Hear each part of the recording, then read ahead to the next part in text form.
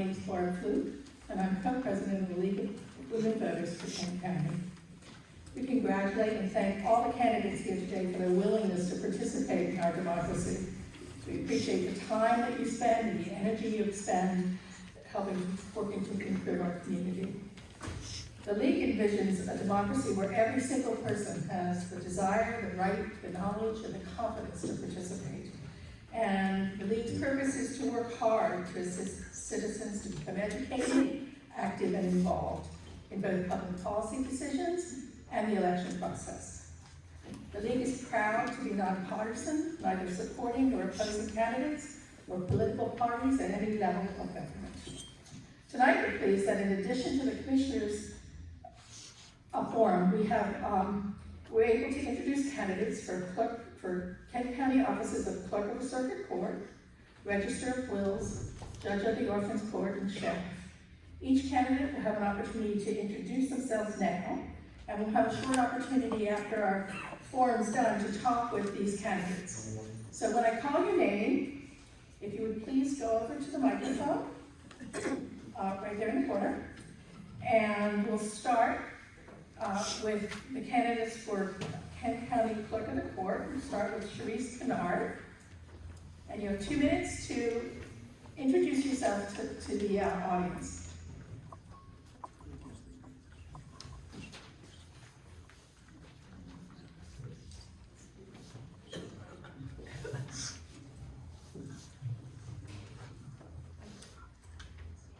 Good evening, ladies and gentlemen, and to all of the candidates here this evening. Thank you to the Women's League voters for inviting me and giving me a few minutes to speak. My name is Cherise Kennard. I am your Clerk of Circuit Court. I have been in the clerk's office for 29 years. Have been appointed Chief Deputy Clerk from 2015 to 2020. And my years of experience, I have graduated from Fleet Business School and the Institute for Court Management from the National Center for State Courts, where I am now certified as a Court Executive Manager and Court Executive.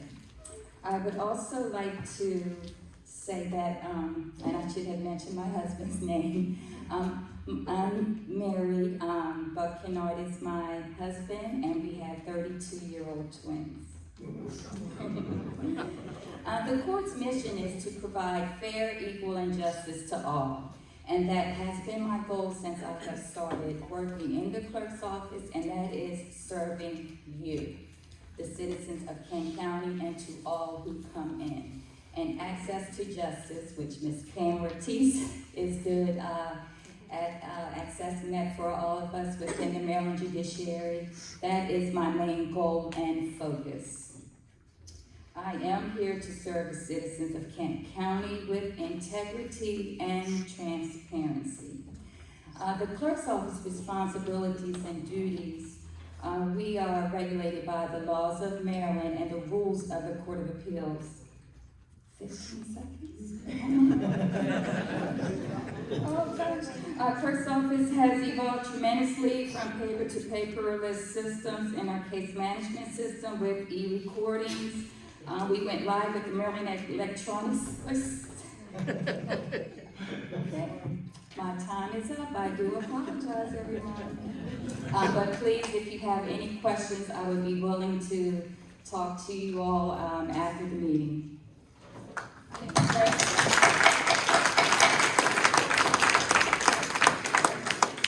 Amy Nickerson, also for the Kent County Clerk of the Court. Good evening, everyone. My name is Amy Nickerson, and I am the Republican candidate for the Clerk of the Circuit Court for Kent County. I'm a lifelong resident of Kent County, and I'm also a proud graduate of Kent County High School. I grew up in Chestertown and currently reside in Rock Hall for the last 18 years, full-time, I guess. My career started in actually 1989 when I was working part-time for William Norris III at a real estate office. Huggy Bear was his nickname. While I was there, he happened to go to lunch with a group of folks, and one of them happened to be Mr. Pinder, the clerk. And it just so happened that a few months down the line, after I graduated high school in 1989, someone left and went to work for the judge at the time, and Mr. Pinder actually interviewed me and offered me the job, and I jumped at it. And at 18 years old, I didn't know what I was getting into, but I tell you, I put both feet in and I jumped in full throttle and made it my mission to learn every aspect of that office. I started September 3rd of 1989, and I worked my way through land records, business licensing, marriage licensing. At the time I worked there, we also did Department of Natural Resource licensing, boats. Many of you probably came in to get duck line licenses. Those thankfully have been transferred to the Department of Natural Resources. My experience also has been, I left there in 2013, pursued some other things, and just in 2020, I was recruited by the Public Defender's Office to work for them, and I currently work in Centerville for the Office of the Public Defender, doing intake interviews with our clientele, and I have learned a lot about being inclusive, fair treatment, and that is our mission in the Public Defender's Office as well.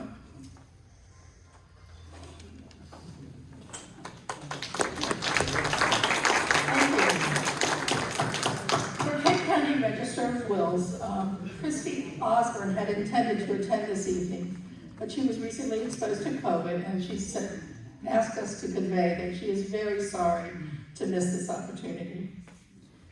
For Judge of the Orphans Court in Kent County, Elroy Boyer.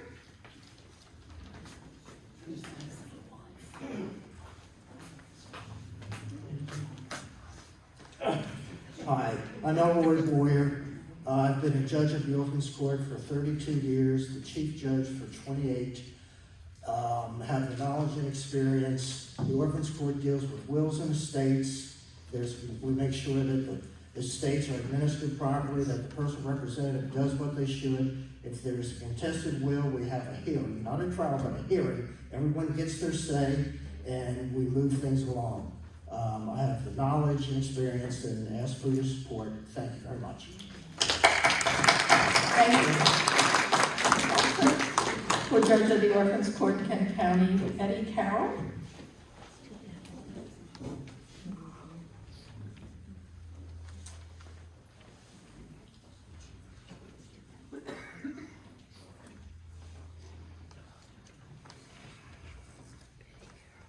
I answer to Elizabeth Carroll as well as Betty Carroll. So I have been on finishing my second term as a judge, and I have found it to be a very rewarding experience, and I feel that I work well with the other two judges, and when we make decisions, they're not based on our thoughts, they're based on the law, so that we pay attention to what is said there.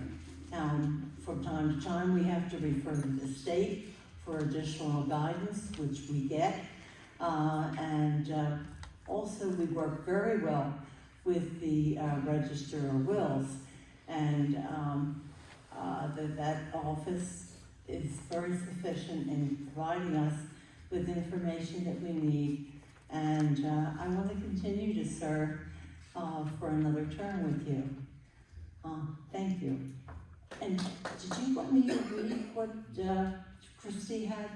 If you want to add to what I said, that would be fine. Okay,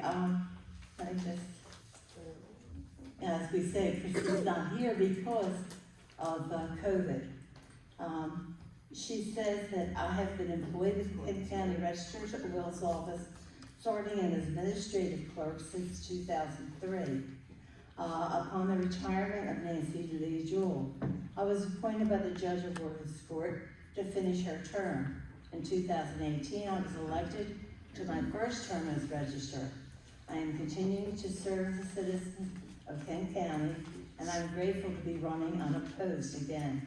For the last 19 years, I have performed the daily requirements, but more importantly, the direct involvement assisting the public with open and administrating estates during the time of sadness and grief. I promise to always strive to make this process as smooth as possible. Thank you again for your support in giving me this opportunity to serve our country, our county.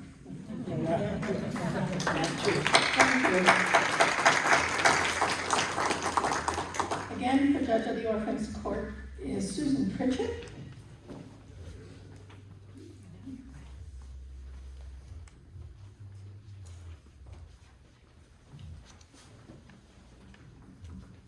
Good evening, everyone. I'm Susan Pritchett, and I'm running for Judge of Orphans Court. I was appointed in April of 2021 by our governor to fill a vacancy, and I have really experienced this position, and I felt very humbled to do it. And I do hope for your support in our election. Thank you very much. Thank you.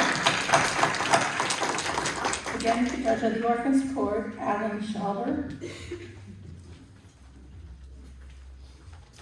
Good evening, ladies and gentlemen. My name is Alan Schauber. I am running for the Orphans Court Judge. I've been a native of Kent County all my life. I went to Kent County High School, was the first four-year class out of Kent County High School. Right out of high school, I went to work for a drug fair in Chestertown. Then I proceeded to go to Aberdeen Proving Ground in the fire department over there. So most of my life has been public service. I would like to bring to the Judge of Orphans Court the possibility of having town halls to introduce the public to how to set up their wills and their estates prior to when they really, really need it, when they're no longer with us. So again, I hope to have your vote, and I appreciate you coming tonight. Thank you. Thank you. And for Kent County Sheriff, Dennis Hickman.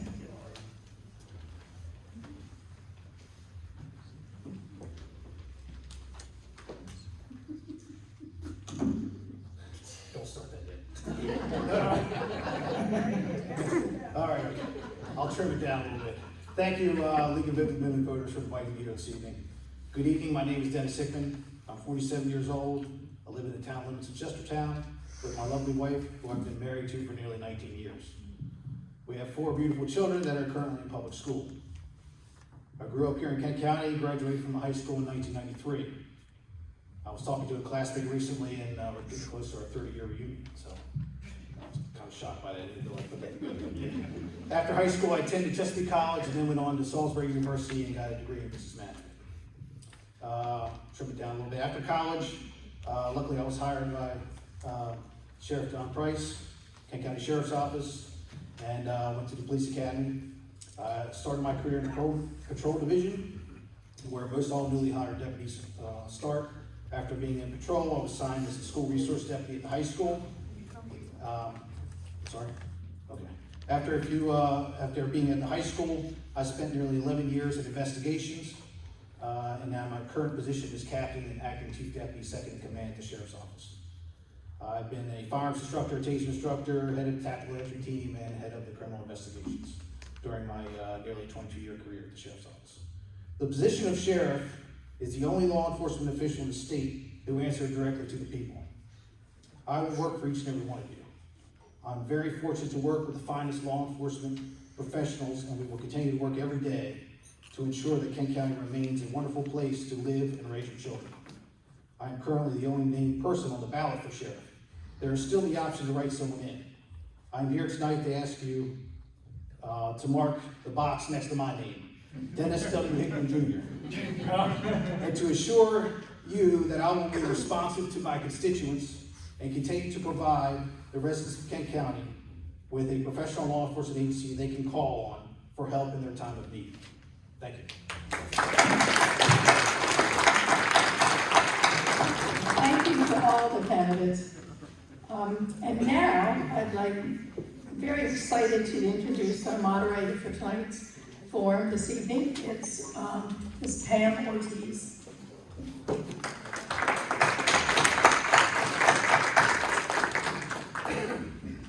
I'm delighted to join you all this evening with our candidates. Thank you for coming to this League of Women Voters Forum for the candidates running for Kent County Commissioner. The candidates this evening seated before you are Albert Nickerson, Tom Hers, John Price, Ted Gallo, Thomas Timberman, and Ron Fithian. I'm going to ask you to please turn off your cell phones. And I want to remind you that the league allows no demonstrations, including applause. So I would ask you to please hold your applause. You may hear things you like or not like, but we'll save our applause for all of the candidates at the end of the evening. The forum is going to begin with a 2-minute opening statement by each candidate. There are 2 initial questions that the league has thoughtfully prepared. Those are in your program. So we're going to give the candidates an opportunity in turn to each answer those questions. They will have 2 minutes each. And the order in which the candidates are seated before you and in which they'll answer questions were determined by a drawing earlier this evening, so in order to be neutral and random. So after that, we will have an opportunity for you all to ask the candidates questions. I'm going to be repeating each question for each candidate if they need it, and keep in mind that this is not a debate. So when you ask your question or when I ask the question, the candidates will be speaking to you, the audience. They won't be talking back and forth between each other. There are 6 of them. That would be hard to manage. But I think you'll learn a lot from having the opportunity to hear from each of them in turn. The time is going to be set by a human timekeeper. The automated system is not working. So candidates, if you would please look for the timekeeper. She will let you know when you have a 30-second warning, a 15-second warning, and then she'll put up the sign to stop. You may complete your sentence, but then I would ask that you wrap it up and make room for the next person to speak. So I'm gonna, when we get to the portion of the evening when you all get to ask questions, you may raise your hand. I will try to call on you to the best of my ability and designate who I'm pointing to. And when I've indicated that it will be your turn, if you would advance to this microphone over here, you'll have the opportunity to state your question. You will have 1 minute to state your question. So it's really not an opportunity to tell stories. We really want to focus in on what's the question that you want answered tonight. We have a lot of folks to hear from. So we're going to confine your question to 1 minute, and the timekeeper will let you know. And then when you've finished your question, if you would sit in the chair that's at the end of the front row there, our colleagues from the league will designate where you shall sit. That way, if a candidate needs you to repeat your question, you can get up and do that. And then when they've finished answering your question, you can return to your seat. Okay? So we are going to begin, and first we'll give each of our candidates the opportunity to make a 2-minute opening statement. So I'm going to start first with Mr. Nickerson. Thank you, Lord. I would first like to thank the League of Women Voters and the Chestertown Fire Company for hosting this event. I am Albert Nickerson. I was born and raised and educated right here in Kent County. My wife and I have been blessed to raise our 2 sons on our farm in Stillpine Neck. Over 25 years ago, I began my contracting business after a few years of learning the trade under another successful local businessman who happens to be a firefighter here at Chestertown, thanks to and it has afforded me a good living. My roots run deep in Kent County, both literally and figuratively. I'm at least a 6th generation Nickerson from the Eastern Shore, and I'm also very passionate about this county.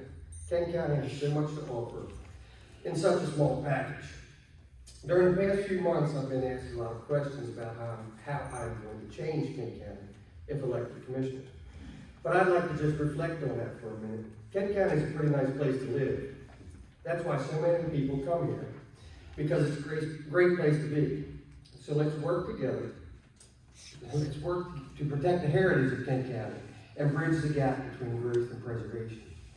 Manufacturing in Kent is very strong and robust as is agriculture. We need to continue to grow clean industries, small businesses, and the service sector while working to attract young families to our county. I look forward to serving the people of Kent County as Commissioner, and I will use a common sense approach and be fiscally responsible, carefully treating the county funds and the budget as if they were my own. Thank you.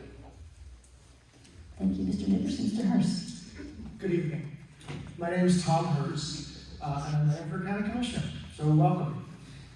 First, before I begin, I'd like to thank the Chestertown Volunteer Fire Department for hosting us here tonight. I know that's a lot of work for them, and they've got a new fire truck coming tomorrow, so they've got other things on their minds. I'd also like to thank the League of Women Voters and Ms. Ortiz for hosting this debate, and of course Butch for all of his hard work. And really, I mean this, my fellow candidates, this has been a long process as we've worked through meeting you all and hearing your concerns, myself included. And I know we've had a lot of support along the way, and I see a lot of my friends and supporters here. So thank you all for being here as well.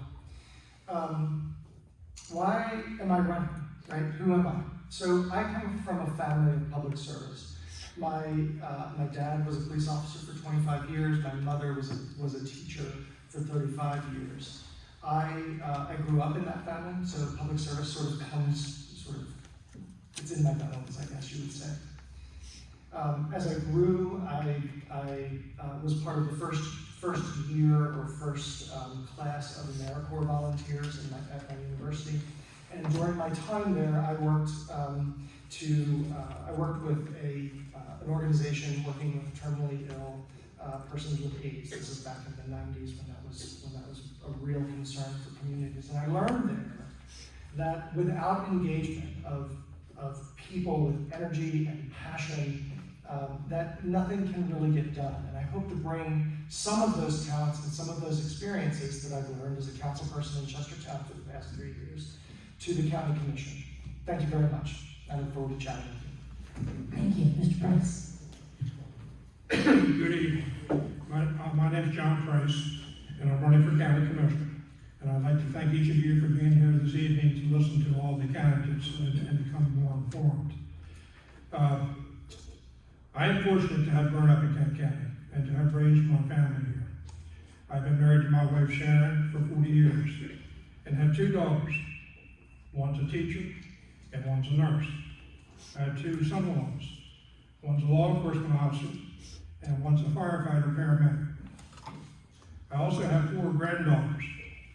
The oldest granddaughter is 5. The youngest 2 are like 14 months. I have proudly served as the elected sheriff of Kent County for 7 terms, with a total of 43 years in local law enforcement.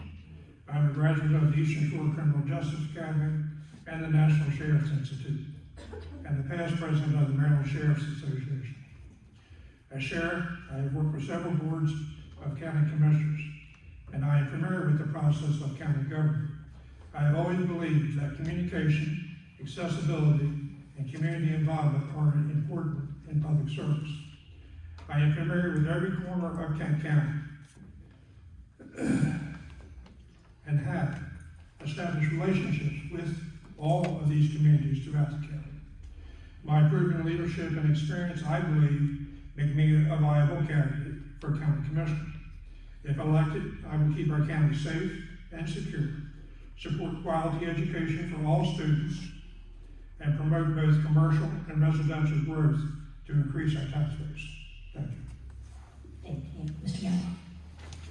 Gallo. Hello. My name is Ted Gallo. Some of you know me as a father of young children who have been growing up in Chestertown now for about the past 13 years. With 3 children in the public schools, I am very interested in what happens to the future of this county. I've got 1 child who's bound for college, another one who's bound for trade school, and a third who has amazing dreams of athletic scholarships at Division I schools, playing lacrosse and field hockey. She's very ambitious. I want to make sure that my 3 children have a quality education when they leave the nest, and that they have a safe, welcoming place to come back to.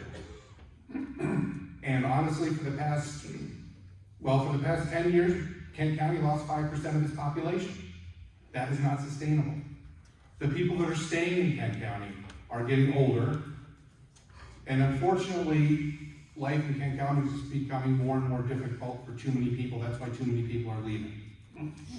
I am running to try and change that. It is very important for the future of this county that we improve our schools, that we improve the business environment in this county so that people can see Kent County as being a welcoming place, and not the type of place that's gonna make them wanna pack up and go someplace else. We need to work on our development in Kent County to make sure that we are bringing jobs in.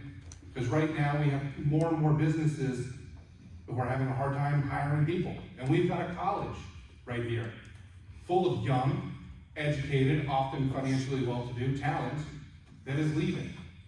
That has got to change. And as the father of a young family, I understand what it takes to raise a young family. I understand how important the schools are. And that is going to be my first priority, is making this a better place for families to not only come to, but stay in. Thank you very much. Thank you. Mr. Timberman. Do you mind if I stand up? I hate talking down like this. My name is Tom Timberman. My story is very simple. I'm a grandfather of 3 grandsons who are probably older than some of you. But my story is quite simple. My wife and I have lived here for 25 years, and I thought it was time to do a little payback. What do I mean? I mean, I've spent a number of years overseas doing economic development work, and I have had the opportunity to analyze the economic situation in Kent County. Kent County has serious problems. It has a demographic problem. We've lost 11% of our population in 20 years. As Ted said, we can't continue with that. Second thing is, we have more businesses leaving or closing that have not been replaced, and we have a smaller population to pay the taxes that support the county. Our county revenues have essentially stopped growing, and for 20 years they've gone between 46 million and 55 million, and currently they're 51 million. Okay, what's the problem? The problem is nothing has gotten cheaper, everything has gotten more expensive. I have a background that prepares me to help solve these specific problems. I'm a lawyer, I'm an Army vet, I'm an expert in economic development. I train strategic planners in private and public service, and I'm also working with the Department of Homeland Security to try and resettle Ukrainian refugees. So, thank you. Thank you. Mr. Fithian. Thank you. Let me also thank everyone who helped put this together with voters, Chestertown Firehouse. My name's Ron Fithian. As you know, I'm married. I have a wife. I have 4 children, 9 grandchildren, and 1 great-grandchild. 1 great-grandchild. It's all of which will, if they haven't already, will go through our public school system. I started my life in the seafood business out of Rock Hall. I've lived here my entire life. And then in 1994, I ran for office and I became county commissioner. I've been your county commissioner for 24 years. During that same period of time, 21 of those years, I was the town manager of Rock Hall. So I think I have a very large understanding of government and how it works and what it takes to make it work, and I've been on both sides of the table. I've made decisions as county commissioner, and I've had to carry them out as town manager. So with that, I look forward to representing Kent County for another 4 years, and I thank you. Thank you, candidates. I'm going to begin by asking the first of the league's 2 questions.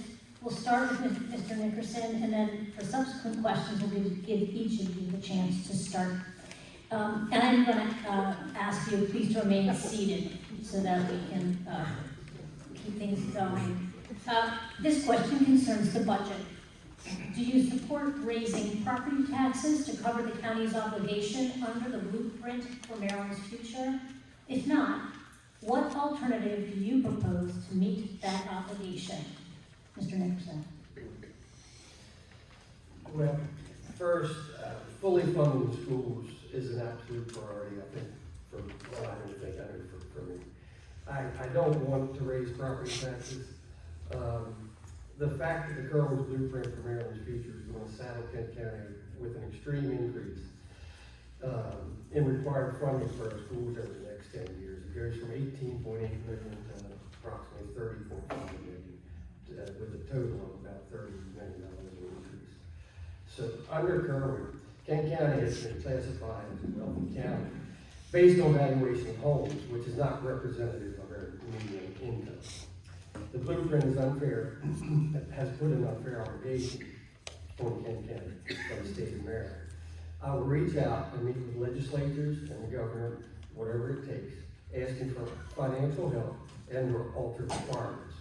In fact, last year there was a bill introduced by our District 36 legislators in the House, Bill HB 1240, titled Education Low Density Calculation.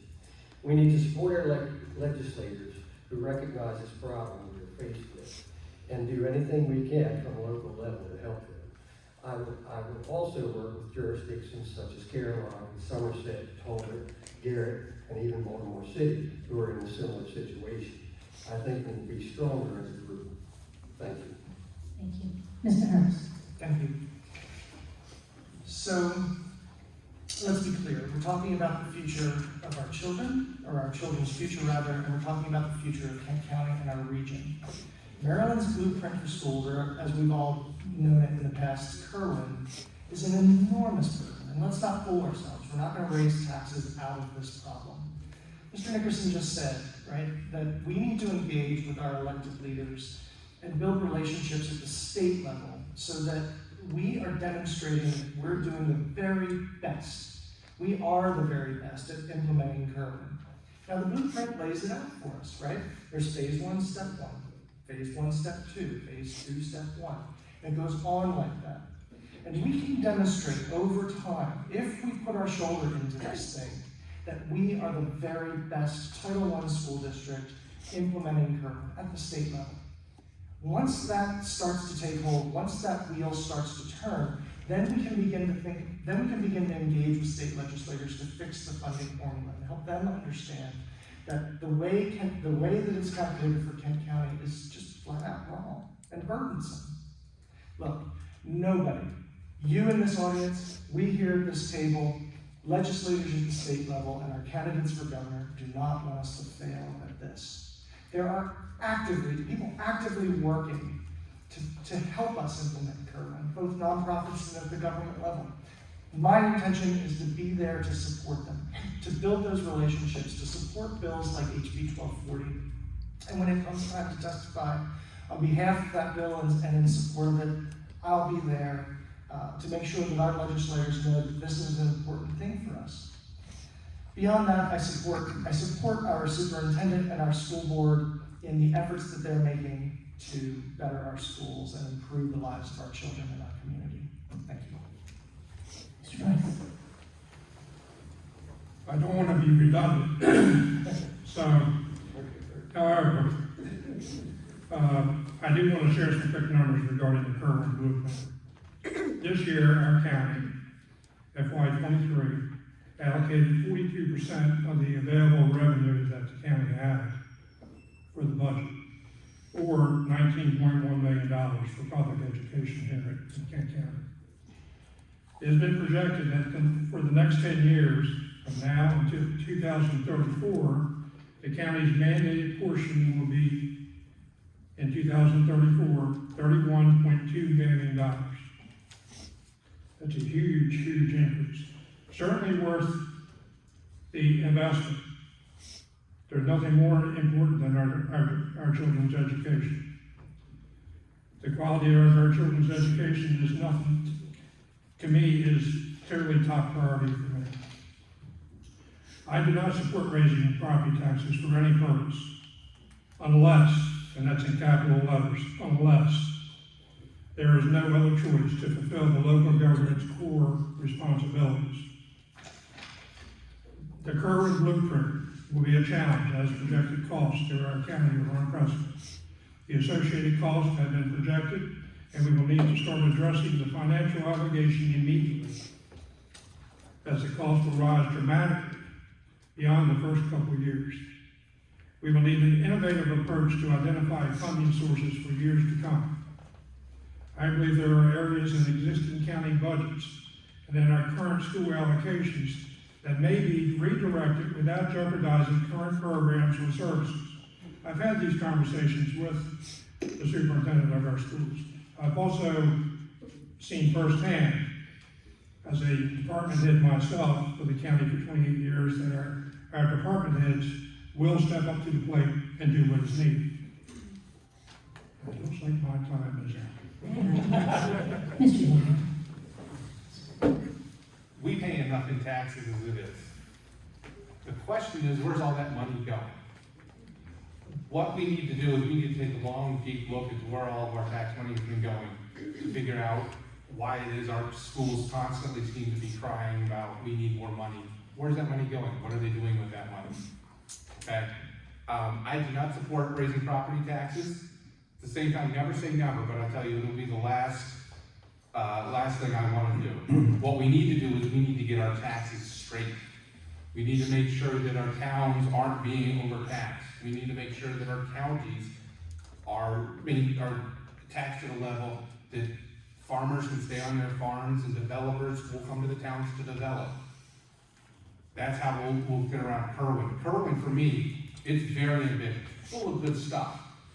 But at the same time, it's not free stuff. I'm a supporter of Kerwin. I think it's a good idea, but it's gonna be burdensome. And we need to go to our state legislatures. We need to go to the state ourselves. And I've actually already had some of these conversations with some of the people running for governor, lieutenant governor, Congress, about how the burden that Kerwin's about to put on us and how we need help. Because this is going to be difficult. And we do not want to raise taxes if we don't have to. I don't want to do it at all. But we need to take a long look at what we're paying, the taxes we are paying, what we're paying and for, where all that money's going, and know that Kerwin's coming, whether we like it or not. A lot of very good things in Kerwin that I'm supportive of, but at the same time, it ain't free. So, thank you. Thank you. Mr. Timberman. The problem with being a problem solver is that I tend to look at situations like the one that's just been described and look for a way to solve it. And I seldom ever look to somebody else to be the savior of our situation.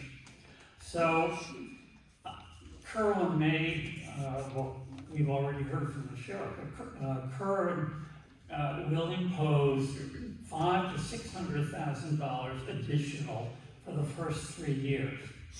I've heard from representatives of the county government that they can afford these first 3 years.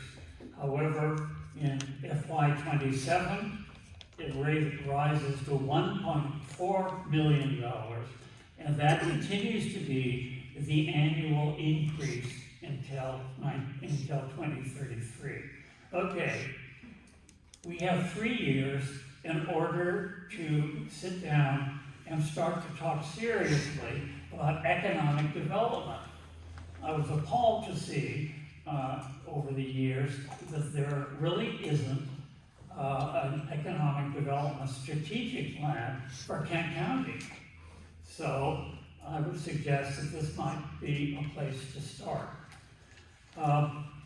There are other ways that we can help solve this problem. One of the ways is that the county could, and I've asked about this, borrow money, issue bonds.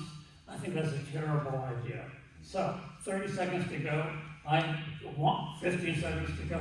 I want to do economic development, increase county revenues, so we can pay for this. Thank you. Mr. Vivian. Yeah, but the Kerwin bill is just, you can't do it. To put it in perspective, since the beginning of time, it has took us all these 100+ years to get to where we contribute about $19 million to the education system. This Kerwin bill wants us to increase that in 11 years by 63%. That's not a one-time, and that's not a one-time cost. That's year after year after year after year. And it's just not doable. And we brought that to the attention of the legislature. Maggie McIntosh sat right in their commissioner's office and promised us that they were going to take care of Kent County. And they never did, and she's not running again, so we got a lot of work to do. But I can assure you, in my 24 years as county commissioner, I've raised taxes one time. I'm not telling you what I will do, I'm telling you what I have done. I've raised it one time, and that was the year that Governor Martin O'Malley took away the gasoline tax, which represented about $2 to $3 million to Kent County, and we have yet to ever get that money back. We had to raise it that one time because it was very necessary. As far as economic development, we've made some real strides in that. Our high-speed internet, which is a great success here in Kent County, put us light years ahead of some of our neighbors. We've got a project going on up in the 301 corridor where there's going to be a couple of distribution centers built up there that's going to employ a couple hundred people. Economic development is the answer, but it's not going to make $11 million difference. That is just that's what happens when a group in the legislature paints the entire state of Maryland with the same brush. And we will have the highest percentage of dollar increase in Kent County than any county in the state of Maryland. And it's not doable. Thank you. Thank you all. We're going to turn to the second question posed by the lead, and this concerns housing. And for this question, we'll begin with Mr. Hurst. Thank you. I'll read the question for the audience here, so that's okay, and then we'll let you get started. This question is, given the affordable housing shortage in Kent County, what would you do to expand the development of affordable housing? Would you be in support of or oppose setting aside a specific percent of new housing approvals for low-income housing? Thank you. This is an issue that I'm passionate about and that I've done a lot of work on in my ward in Chestertown and in coordination with the county. So affordable, let me just set the stage for you all, right? Nationally, there's about 6 million homes missing. We don't know where they are or where they went, but there are 6 million units that we need online to house people. And very slowly, it's like a game of musical chairs, and very slowly we're starting to hear the music stop. And when the music does stop, 6 million people will be without homes, 6 million families. So I started working with Dawson Hunter, organizing the Kent County Conference on, Dawson's the coordinator for housing and transportation at the county level, organizing conferences on housing and homelessness. Essentially bringing together elected officials, county commissioners, and various agencies in the county to talk about this issue. Now I'm proud to say that just to give you an idea of the progress that we've made here in Chestertown under my watch, from 2015 to 2019, there were 11 housing starts in Chestertown. From 2020 to 2022, the years that I've served thus far, there have been 51 housing starts, 27 of which were affordable housing. In my ward alone, there have been 8 starts and 3 units that were affordable housing. But it's a three-dimensional problem, right? We have to be thinking about talking with contractors to make sure that we're bringing in the right kind of people to develop in our area that understand our ethos and way of life. But we also have to be working with families so that they understand that there are programs available to get them into homes, even if they're not quite affordable. So the Maryland Home Purchase Program, to name just one. So this is a solvable problem. As far as set-asides, not sure, but there's plenty of opportunities out there. Thank you. Mr. Price. As a Hopeful County Commissioner, I'm not sure I will have the authority to fix the affordable housing issue. If inflation is at a 40-year high and interest rates are rising.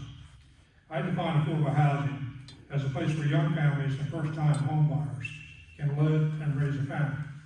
I support development for affordable housing, and believe there may be a need for some adjustments to allow for a user-friendly process without so many barriers. I am not aware of any county restriction on the number of new housing approvals needed here in Kent County currently. Kent County has several low-income housing developments, many of which have recently undergone renovation and are taking applications for new tenants. To be clear, I would support new low-income housing if the need is determined. But our primary focus should be to attract residential growth to grow the workforce and our tax base. Thank you. Mr. Allen? Affordable housing, we'll talk a lot about development up here. And affordable housing is the key to that. I moved to Kent County because I found a house that I could afford. It's not a buzzword for low-income housing or public housing or any of that sort of stuff. Affordable housing just means that young families like mine who can come to Kent County can afford to live in Kent County. Okay? And whatever future Kent County has, it hinges on this thing, on this very question. Can people afford to live here? I'm happy to say that I earned the endorsement of the Bay Area Association of Realtors because I strongly believe that one of the problems that we have is we overregulate. People have land that they want to develop, and there's too many hurdles, so they just say, I'll go someplace else. We've seen lots of that sort of stuff happening. We need to get out of our own way. We need to make sure that if people want to develop in Kent County, that they feel encouraged to develop in Kent County. And that doesn't mean simply housing. That also means people want to know that they've got good schools to send their children to. That means that they need to know that they've got work nearby, that they're not going to be driving an hour and a half to get to work. Affordable housing is also going to suddenly mean that we have high-speed internet access everywhere. I've met people all throughout the county who have what used to seem like crazy commutes, but if you only do it once or twice a week, working in Philadelphia. I even met a person who lives in Manhattan, works in Manhattan twice a week, or twice a month. It's a heck of a day, but he brings that money down to Kent County, can afford to live in Kent County with that kind of money. So affordable housing is a multifaceted thing. We need quality schools, healthcare, and a place that people can afford to live. And we need to get out of our own way and let the free market take care of that. Thank you. Can I go? Yes, please. Affordable housing, of course, needs a definition. Real estate brokers tell me that affordable housing in terms of actual houses is at a sale price rather significantly lower than $300,000. In terms of apartments, because we mustn't forget that is also available possibly for affordable housing, we're now facing $1,100 to $1,200 a month as the median apartment rental in Kent County. That is not an affordable apartment. I have no objection to the suggestion that was made about setting aside a specific percent for new housing approvals for low income. That's fine, but we're a long way from having the time or the opportunity to do something that's specific. What's the problem? Problem is that we are still in pandemic/economic problem time. The 30-year mortgage rate is now over 6%. So even if we have affordable housing, the buyers for these houses would be unable to get a mortgage if they could afford. So in the meantime, I have a couple of ideas. There are now several different housing developments that are open. That is, they haven't been completely filled. One of them is in Kennedyville, okay? And so I would suggest that would be a good place to start. Second is that I would also look at tiny houses, which cost between $6,000 and $14,000. And they could go into these open housing areas. Thank you.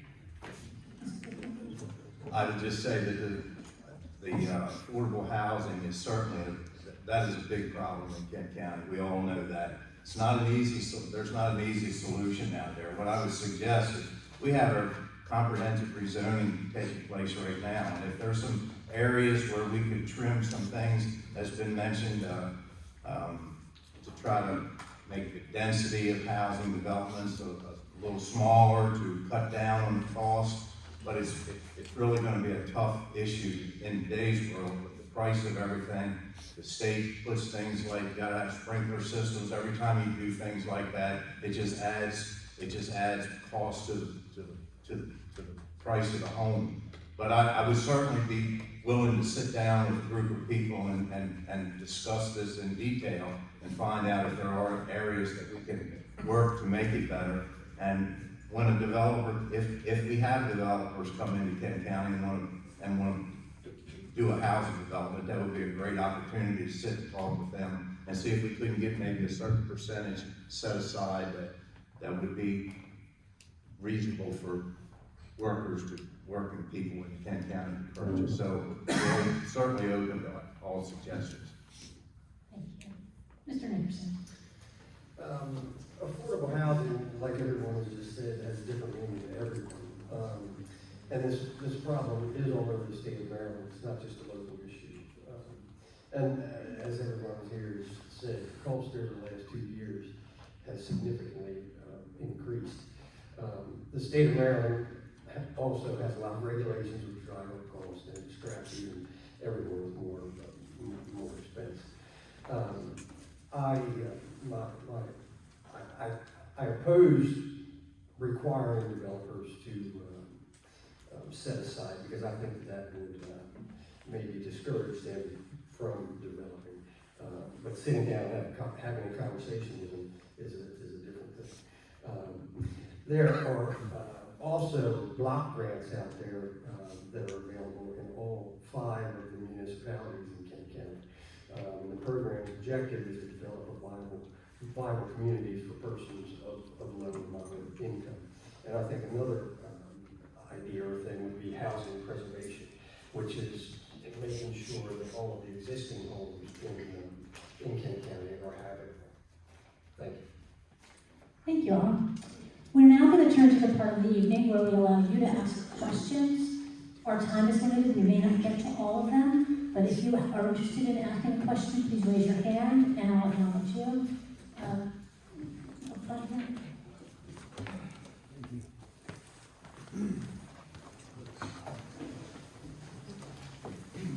Hello. The question I have for everyone, do you think the 3 choices for a new middle school, either in Chestertown or the 2 options in Wharton, as presented by the Board of Education, has been a fair process, and why? With a vote pending before the end of the year and a possible expense of nearly 50 or 60 million for a new school, plus the addition of the Kerwin, should this vote be held with the new board in 2023, there could be 2 new board members. The new commissioners will be voting to approve the Board of Education decision. Thank you. And if you stay there, and we'll give this first to Mr. Price. Thank you. I have actually attended all 3 of the community meetings that they had so far. The last one last night was in Rock Hall. There's another one at the Kent County Middle School next week.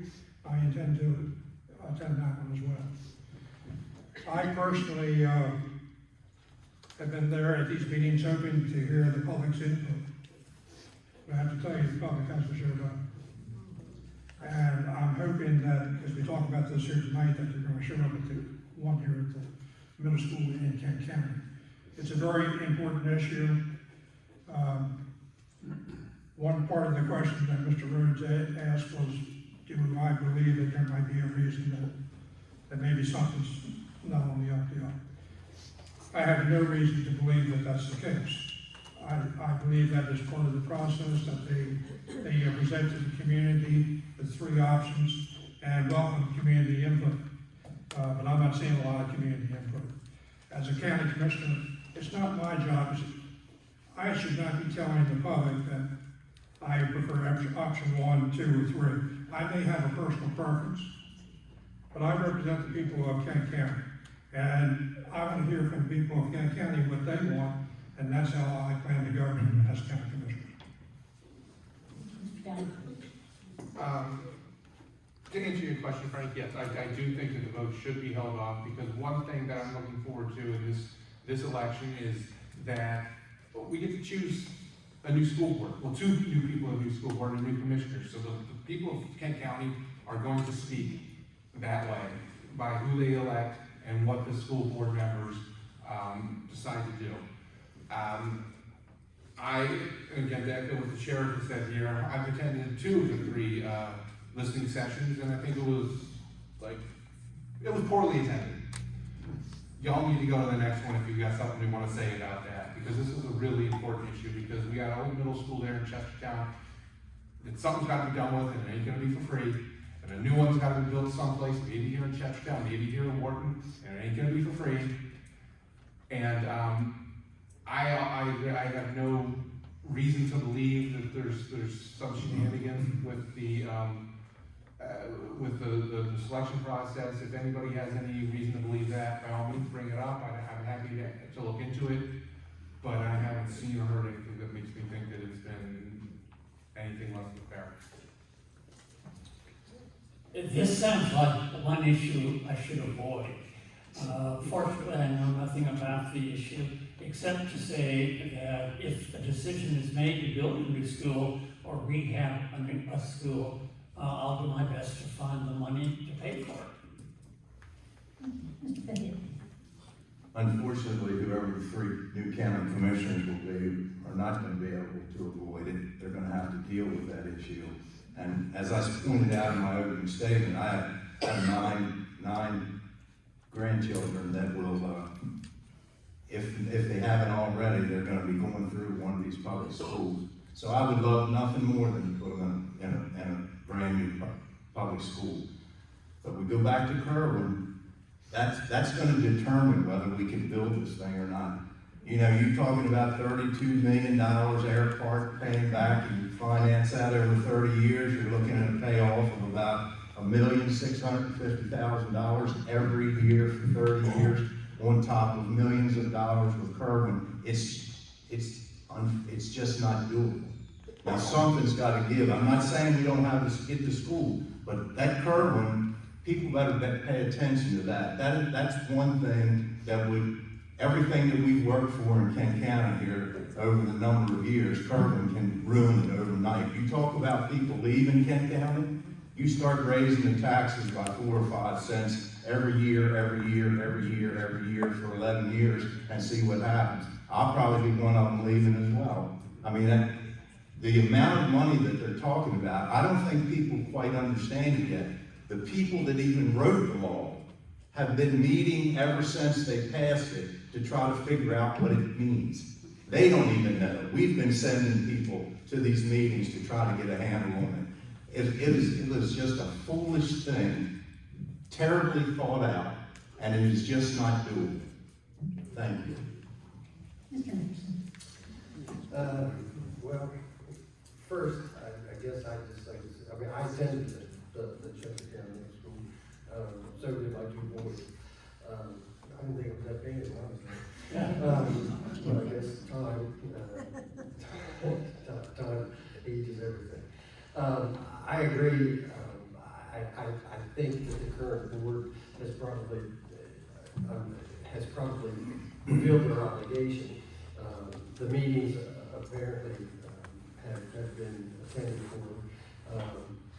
So I just think there's some really tough times ahead as far as finding the funding for the Kerwin and for whatever decision that the board ends up making. And in my opinion, I think it probably wouldn't hurt to let the new board, if there is a new board, but I don't think waiting another month or 2, whatever that is going to make a big difference in the way the process unfolds from there. Thank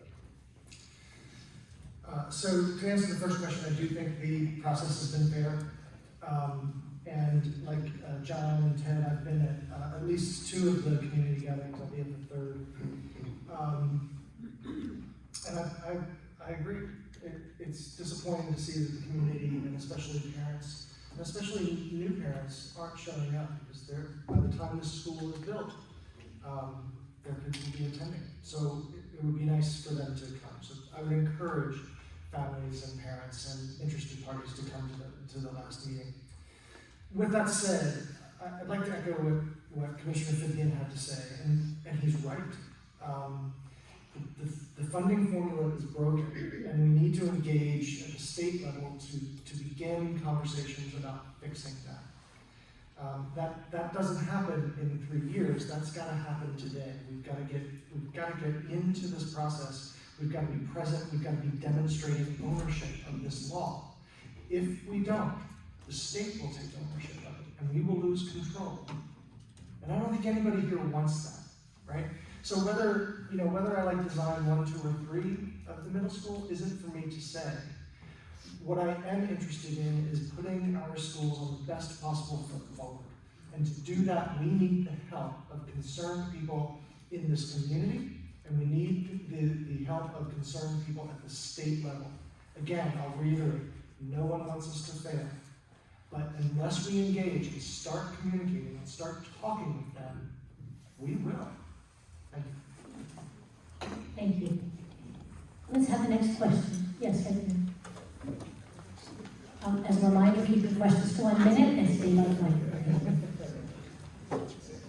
And we'll start the answers this time with Mr. Gallo.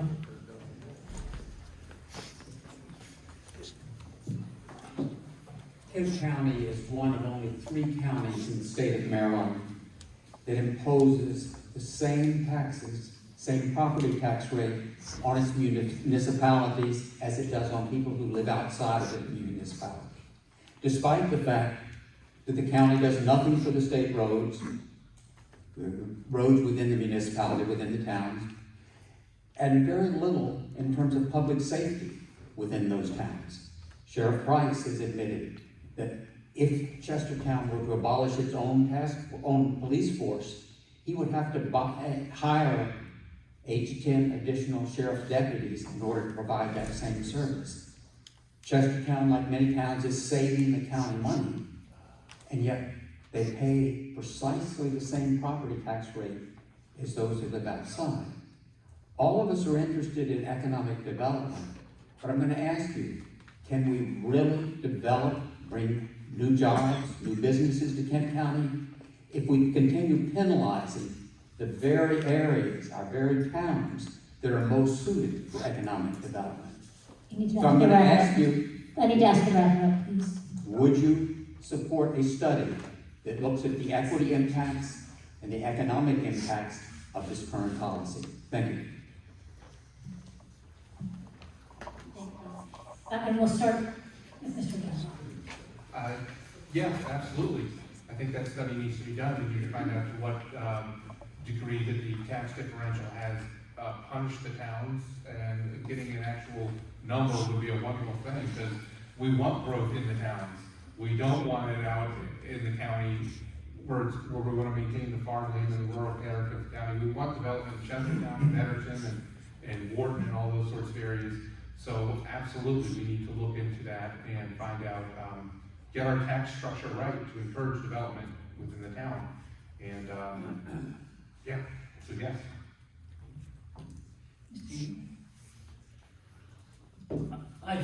I think this is an important issue, but I think it also needs to be set into some context. Okay, up until 2008, the county regularly gave to each of the incorporated towns a payment to try and make up for the perception that there was extra responsibility and fewer resources. Okay, in 2008, you may recall that there was something called the Great Recession. Well, the Great Recession went on until 2010. And during those years, the income, the revenue of the county went down. It did not go up. and it hasn't gone up much ever since. So, while I certainly agree with David, there's something that needs to be looked at, I think we have to be realistic. The county doesn't have enough money for paying the bills that it has, Kerwin, for instance. And yes, this should be done, but let's get the county into financial condition where it can afford it first. Let me just say another point on the school issue. It hasn't been mentioned, but Kerwin isn't the only problem. The number of students in our public school student body has been declining for years. Why does that matter? 30 seconds to go. That matters because the state provides, 15 seconds to go, the state provides per pupil amounts of money depending on how many kids are in the system.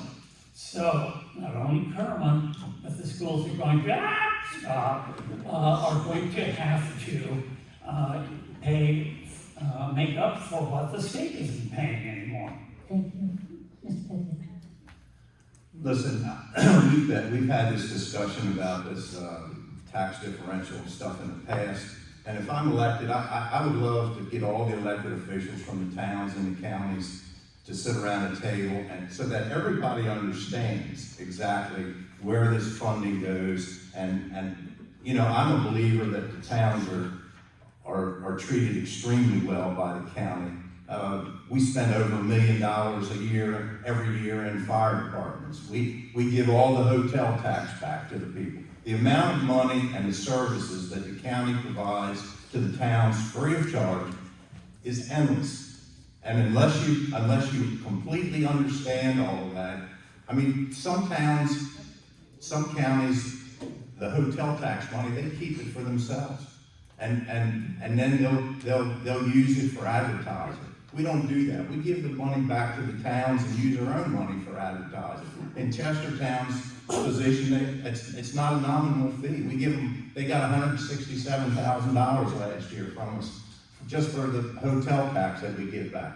The fire departments, we give every little town in this county, all 5 of them, and Chestertown, or 4 of them in Chestertown, they get $100 and some thousand a year to help make the payments on our fire companies. In those fire companies and ambulance services, they get an extra amount if they have ambulance.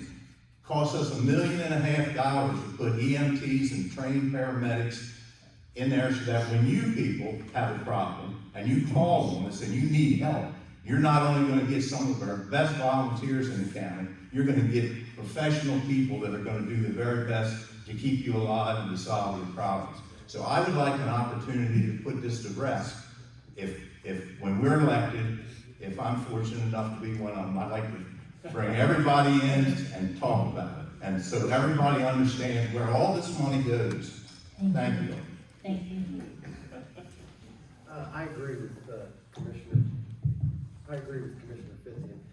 I think that we need to start right there, bring everybody together, and sit down and discuss it. I think we need an actual financial analysis, and I think we need to be fair and objective to all of the citizens of Kent County, both in the municipalities and the towns. And I think the process needs to be transparent and open, so that we can get this put to bed. Because personally, going around the county the last few months or several months, I think it's become a little bit divisive, and I think the sooner that we get it behind us or come to an agreement, then the better off all of us will be. We'll be able to hopefully bring everybody together and keep everybody moving forward instead of kind of keep this debate going. So thank you. As many of you know, this is a central issue of my campaign, and I'm proud to have worked with Mayor Foster over the past 3 years on this issue. It's really important to the municipalities that they have representation on the commission. You know, it's often mischaracterized that what I'm after is, you know, a a check. I want the county to write a check to each of the towns, check, check, check. That's not it. What I want is for the municipalities, all of the municipalities, to have a seat at the table. So I welcome Commissioner Fithian's offer to bring the municipalities together and lay it all out and discuss this issue. And that's about all that we're going to agree on, he and I, in this particular case, I'm sorry to say. Fire departments are a county service. Giving money to a Chestertown Fire Department isn't a tax set-off, right? Municipal residents pay extra, right? And they don't get that back. And so we need to start talking in January and February and March and through the entire budget cycle so that the municipalities can plan appropriately and the county can plan appropriately. No one's talking about $1 million checks or breaking the county's budget. What we're talking about is a seat at the table. Every year, Mayor Foster and I go to the county commissioners around budget season during the workshops, and we're invited. I think they're required to do it by law. And we sit there, and Mayor Foster makes an impassioned plea, and then it's my turn, and I talk about fairness, and I talk about need. Well, our towns need funds too. And I think that it's disingenuous of the county to say, well, Chestertown does, and Chestertown gets, or Betterton does, and Betterton gets. That's not right. We are a county. We're all one, and we should be working together in that way. If we don't, again, we're not going to solve Kerwin, we're not going to solve tax differential, and we're only going to fall further and further behind. Thank you. Mr. Price. I am in total agreement that we need to have an honest discussion and study by the county and town governments together to identify actual areas of waste and duplication, and also the impact of what potential tax set-offs might be. If the study results in a tax set-off, I would be in favor of tax differential. And we have to understand there's a difference between tax differential and tax rebate. Tax differential is where the taxpayers in municipalities would have lower adjusted county tax rate, as opposed to a rebate, which would be a direct payment to the municipality. I prefer tax differential, which delivers some type of tax relief back to the taxpayer themselves. Thank you. We'll take the next question. Thank you. And for answers, we'll start with Mr. Chisholm this time.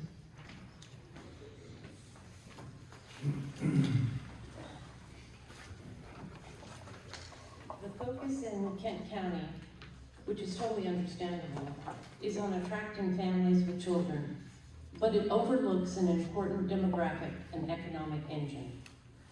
The Pew Foundation has found that on average, retirees are wealthier, pay more taxes, require fewer social services, create more jobs in the medical and service industries, and are much more represented in donations given and volunteer work done than younger people with or without children. I think it's often that there's fairly derisive that we're aging, that we're going to become a retirement community. And I'm just wondering if this demographic is a group that Kent County, and as a Kent County Commissioner, you are specifically interested in attracting and retaining. Thank you. And we'll start with Mr. Timmerman. Mr. Timmerman, we'll start with you. Oh, it's me. I'm sorry. For ages, years and years, those of us who have reached 60, 65 years old have always thought of ourselves as being a rich asset that has been underutilized. I belong, as do I'm sure many of you, to a number of volunteer organizations. And it's always pretty much the same people. The school system could probably use some advice and wise counsel from retired supervisors or superintendents or senior teachers and all of that sort of thing.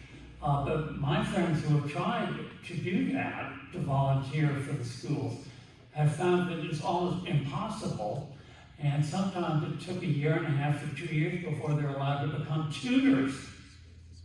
Okay, so I completely agree with this lady, but I think we also have to bear in mind that the older population has special needs that do impact on county commitments such as public health and emergency services.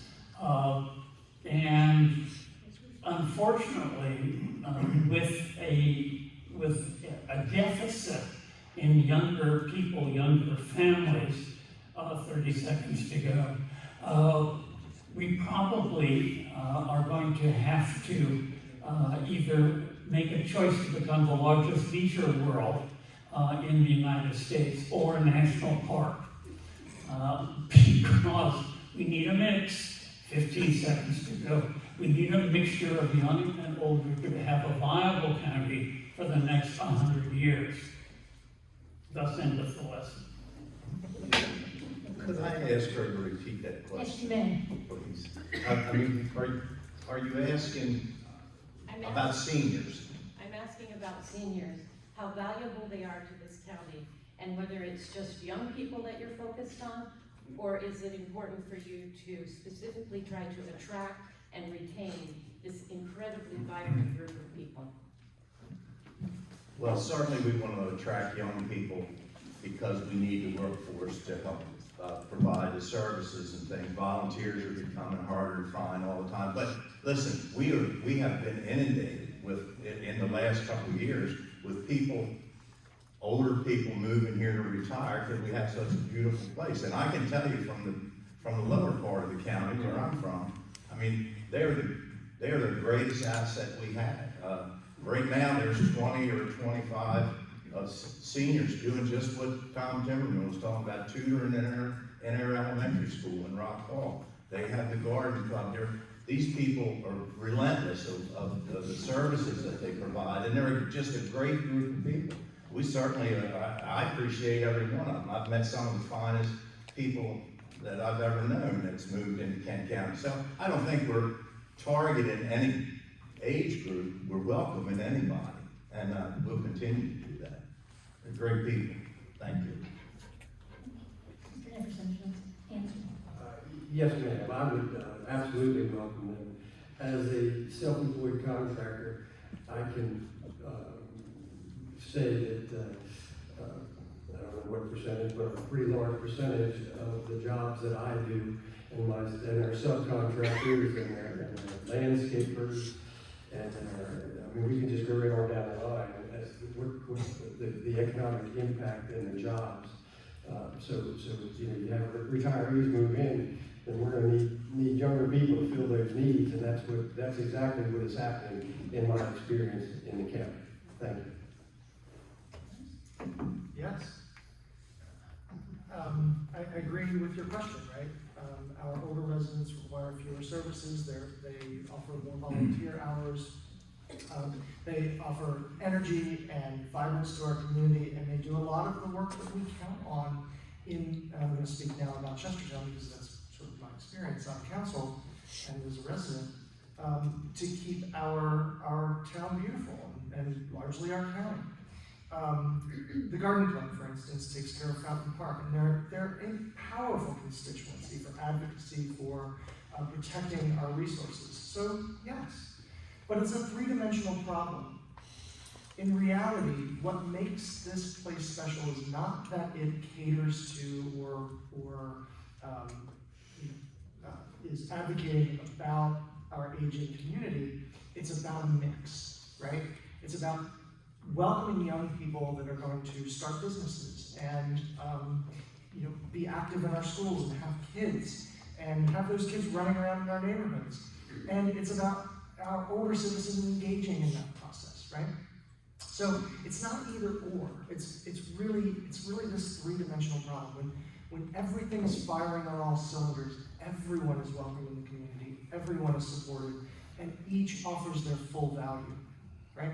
So I see it in Chestertown all the time. My friends and neighbors, but also in terms of our volunteer community at the town level, right?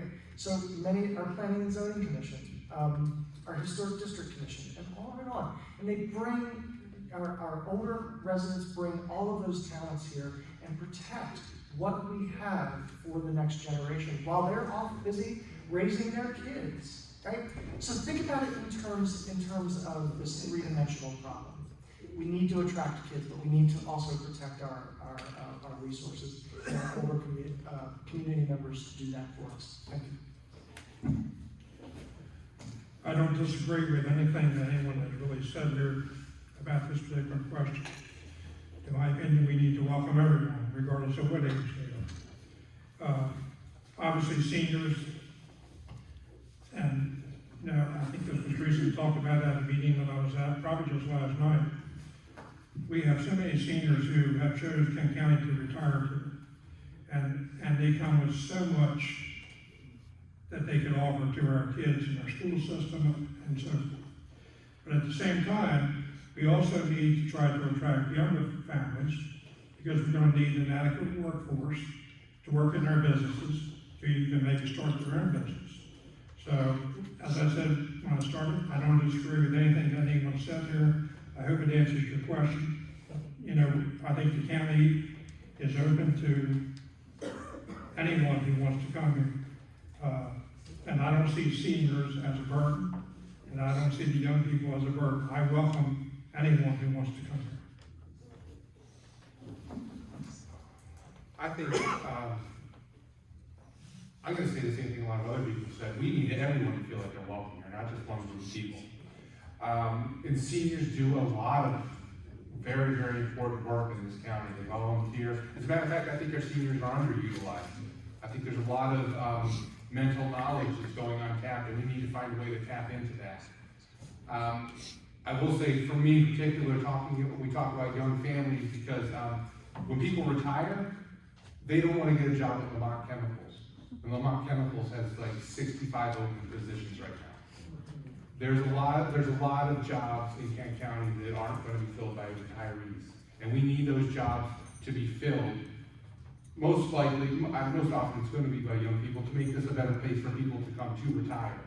Because if we lose Lamont Chemicals, that's not going to make Kent County a more desirable place to retire. If we can't get help at the nursing home, that's not going to make Kent County a more attractive place to retire. We need to focus on the young people because the young people will come make this a better place to retire. I want everybody to feel welcome here. I know when people retire, one of the things they look forward to is being close to their grandkids. So with the younger generation, I hope to get the grandparents to come along too. But that's why you'll hear me spend a lot more time talking about young families, because young families will contribute, open businesses, do things in this community that will make this a better place to retire. I hope that answered the question. Thank you. All right, yes, right here in the front.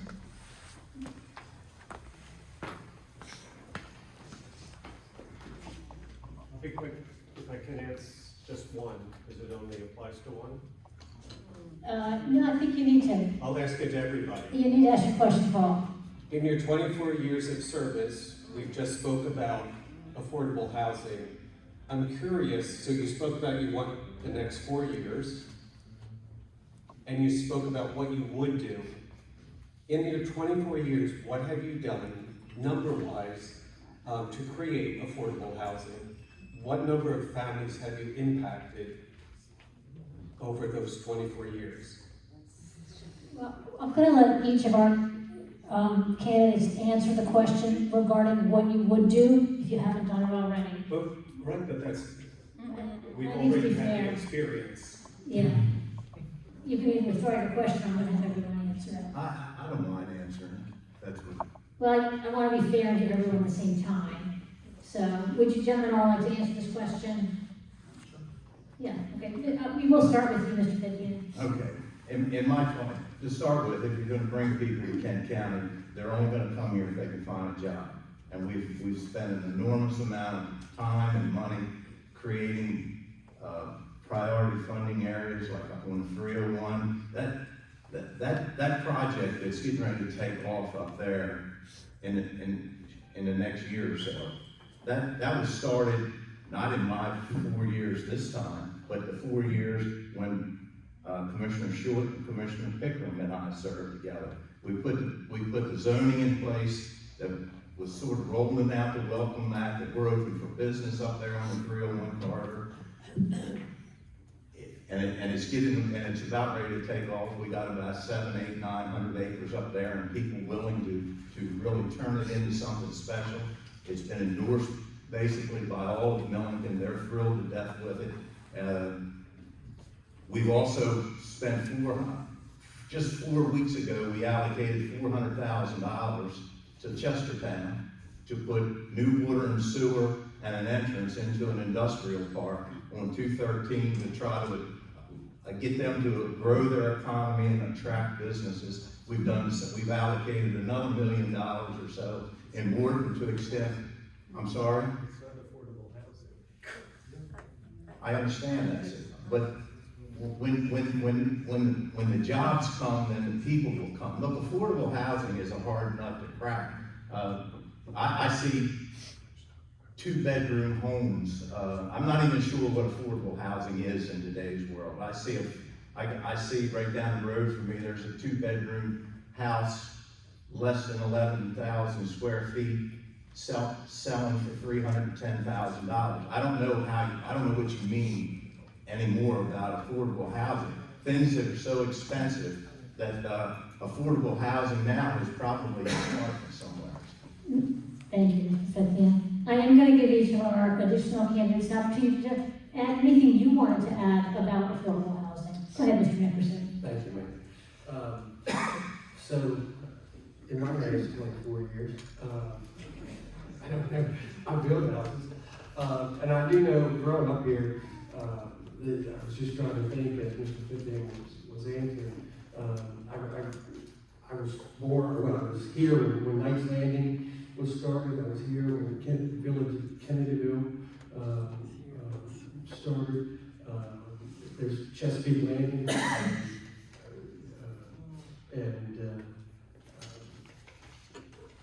I can't think. Well, there's a couple developments in Rockville.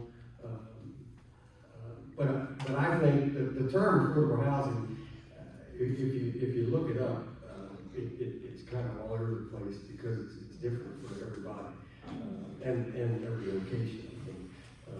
So I think that if you bring jobs, then you bring people, and then we'll hopefully some of these things will happen. That's what I would hope. Thank you. Mr. Hirschman. Thank you. So I mentioned earlier, some of the numbers, right? We're seeing some affordable housing come online in Chestertown, certainly in my ward. But it's really a deeper question, right? It's more about aligning the various programs and incentives and planning and zoning policies so that we are making it attractive for developers to come. Acknowledge and accept or fold into our ethic here, or what makes Kent County special, and then build that housing around services where there's water, sewer, infrastructure, electricity, right? To say nothing of a grocery store or events and so on. Working with the county, we're actively working that problem. There are any number of programs and grants and it goes on and on. It's almost unfathomable or uncomprehendable. But by working together, by bringing all of the agencies that deal with this issue together and making sure that no one's working at cross purposes, and that everyone is advocating on behalf of the need. And that need is affordable housing. And then there's another piece to this puzzle, and that is educating potential home buyers. For instance, making sure that folks who are in low-income housing here today can take advantage of housing programs through DHCD and Maryland generally, to get themselves into a home, because we know that home ownership is the answer for a lot of folks, right? It will lift them up, it will start them on a trajectory where they become integrated into our community, support our schools, and generally lift up the entire county. So, big problem, but I, for one, am very committed to working on it and happy to do so.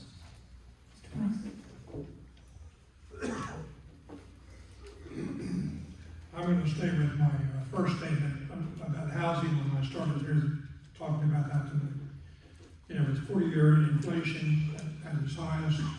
We have a 40-year problem with inflation being as high as it's been in 40 years. And the interest rates continue to rise. I don't see this, I'm concerned about it, and I would love to be able to find a solution for it. But I can't fix interest rates, I can't fix the cost of building materials. That's going to take time. What I can do is be supportive of anybody that wants to come in and develop an area that is already designated for that type of housing. We certainly need more of it, and I would be very, very supportive of it. What have I done to help affordable housing? Well, I bought a house. But sometimes that's enough. But it's again the type of thing that we all need to spend a lot of attention on.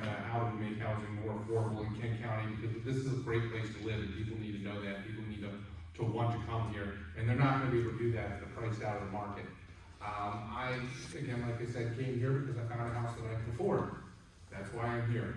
And with the issues going on in the economy right now, it's not going to last forever. 10 years ago, the economy was also in a bad place because we were just coming out of the Great Recession. Well, I guess probably 12 years ago now. We were just coming out of the Great Recession. The economy was also in a bad place. We will get past this, and when we get to the other end of this, when inflation rates start to come down, people have money to spend again. We need to make sure that Kent County is the type of place that they want to be, that they want to invest in, and that they're going to want to stay in our towns and make this a better place to be. Mr. Gentleman? I'm just wondering if perhaps affordable housing shouldn't start with the homeless. I mean, I don't know if you all understand and realize, but the homeless population in Kent County has grown significantly. And I think I've explained, or not explained, but I've certainly discussed how I think we could start, in general, providing affordable housing. And I'm not sure that everybody understands what tiny houses are, but this is a segment of the real estate market that communities across the country have used in order to provide quick, modern, but small housing for small families and singles. So I'm quite serious when I say that it would be a nice investment, a good investment for a public-private partnership, maybe, to spend about $50,000 on 5-6 houses and put them into already designated and approved and water and sewer provided land. Anyway, the other thing we've never really, I think, on this subject decided on is what is affordable housing. Well, basically, it's housing that people can afford, and we don't have a huge demand from people with no jobs who would be looking for affordable housing to come here. Anyway, my time is up. I think we have time for one more question. I'm going to have you right there, and then this one, come on up. And we do need to save time this evening for closing remarks from our candidates. So I'm sorry we won't be able to get to everyone's questions tonight, but we have one more, and we'll start the answers with Mr. Nickerson. Go ahead, please ask your question. Thank you, Kim. I'm a concerned citizen, and my question is about thank you for running for a governmental position, like personal choice, civil liberties. I know you sit as a county commissioner now, Mr. Vivian, and you guys had on your agenda whether you could work, get the jab, or have a job. And I thank you for, Kent County is a big employer. My family of four, two of us have lost our careers because I remain on, I don't have the Fauci ouchie. So if you could, how will you help me as someone who's gonna be voting and I'm looking for representation for not just me, but for the working class and for my children who I hope they can raise a family here, because I don't see myself at Heron Point. I can't work there now, so I need my kids to be around to take care of me, or I'll be leaving to take care of my aging parents, and I need to kind of stick with my kids, and I want to be a very active grandparent as a former teacher as well. Mr. Nickerson, we'll start with you at the end. Well, I don't know how we can help. I wish I didn't have to make that choice. I do know that the existing commissioners, I think they make their employees make that choice.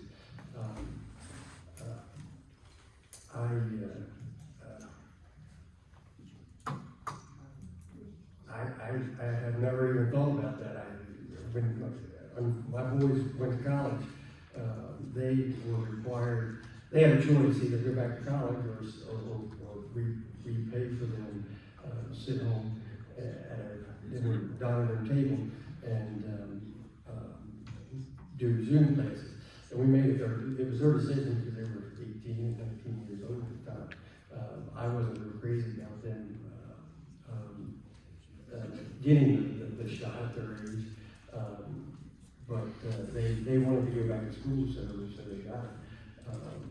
So I mean, I don't feel your pain at all, I wish, I hope there's something we can do. I don't know, but I don't have the answer to that. I'm sorry. Thank you. So let me say this. When the pandemic landed in our community, even just a little bit before that, I was leading the effort for what we called Chestertown Response. That was our town's effort to keep our citizens safe and informed. I used my technical skills to write a very brief website using publicly available data sources that gave us a dashboard months before dashboards became sort of de rigueur, right? I worked closely with the public health department to get accurate and good, reliable information out to the community, not only Chestertown, but the community at large. And we were reaching something like 30,000 people on Facebook at one time or another. So I have to say, I'm very sorry. I don't support your position. The jab, did something today with the public schools. that's fine, but the jab is proven safe and effective. And I think that our communities, unless you have an exemption for health or, you know, there are certain parameters where you shouldn't take the vaccine. But as a general rule, it's safe, it's effective, it helps us all get back to work. Your decision is a personal one, and we are up here working for the general public good. And the general public good is to encourage people to get vaccines. Now, the last thing that I'll say is this. When people don't trust the vaccine or aren't interested in getting the vaccine for whatever reason, we need to call on those people to engage and read and work with us to get their comfort level up, right? We can't, well that may be, but that would be your decision. But we as a community should be working to get everyone vaccinated in our community. Thank you. Now let Mr. Price have a chance to respond. I'd like for you to clarify your question again. I am, I'll say, conservative when it comes to, I don't want big government. So personal choice, like some parents pulled their kids out of schools because they didn't want to keep having them masked. So personal choice, like parents are changing, they're getting involved. So I'm a parent, as I mentioned, and I've done a lot of stuff, so I just see Kent County's being hurt right now by some, I would say there's disenfranchising. Like I don't feel like I'm represented, and I don't think I'm the minority when we come out to vote November 8th.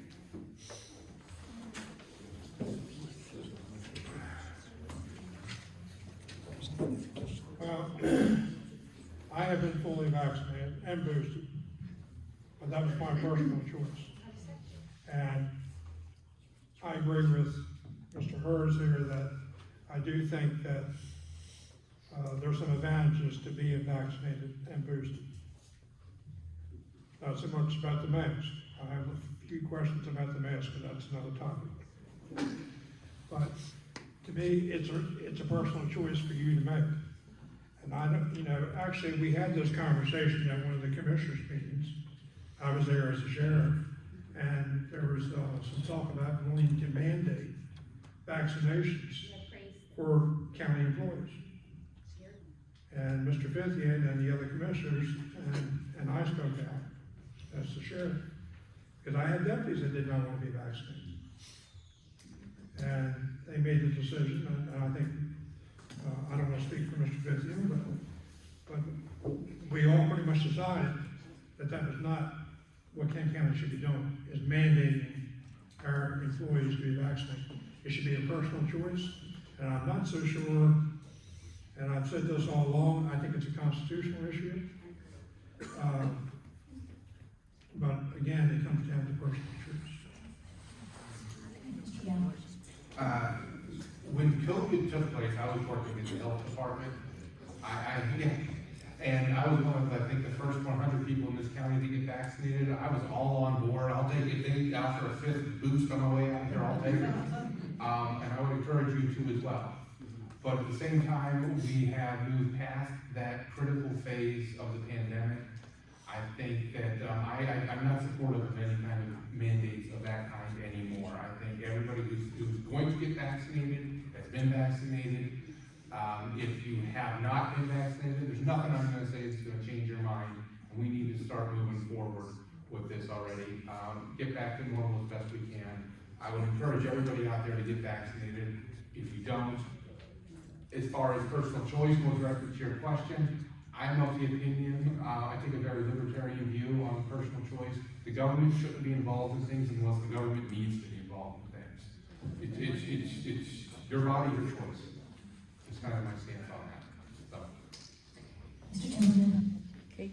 I'm probably the wrong person to talk about this because I was raised in an Army family, and getting vaccinations and shots and stuff was an annual event. I also went to school in the days, public schools in the days when we were required to get vaccinations and shots in order to attend the schools. It never occurred to me that there was something wrong with this, however. Your question, I think, goes beyond vaccinations. I mean, I think you're looking to find a comfortable place with other people who share the same opinions and have the same kinds of feelings as you do. And I think you're probably not being very successful. What's the Constitution? Pursuit of liberty? No, it's not a constitutional issue. One of the few things that are advantageous about being a lawyer is that you can talk about what is constitutional and what is not. It is not a constitutional issue. Sorry. You have good lawyers and bad lawyers. Have you found a group that feels as you do? I'm going to I was at the Capitol January 6th. Okay, I'm going to ask you to, this is not a dialogue, and I would like the audience to please keep your opinions to yourself. You're entitled to them. So I'm going to ask the candidates to not engage in a dialogue. We have a particular format, so everybody has an even opportunity. Did you have anything you wanted to add? I don't dare. Okay. Mr. Fithian, if you'd like a chance to respond to the original question, thank you. Look, we went, as the sheriff pointed out, we thought we were gonna be, it was gonna be a mandate that if somebody wasn't vaccinated, that we were gonna have to fire them. I thought that was a terrible decision. It turned out that it didn't happen, but I had made a decision as sheriff's deputies. There were some of them that had not been vaccinated, and you know, we were facing the idea of whether we would have to let them go or not. Well, what struck me so odd was that before there was a vaccination, we asked these people and these deputies and these EMTs and paramedics to continue work like there's nothing wrong.